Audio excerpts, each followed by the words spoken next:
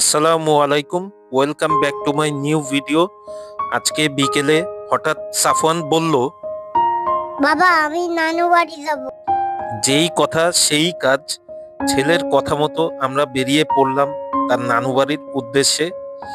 তাই পরন্ত বিকেলে প্রাকৃতিক সব মনোরম দৃশ্য উপভোগ করতে করতে চলে গেলাম সেই গন্তব্যে।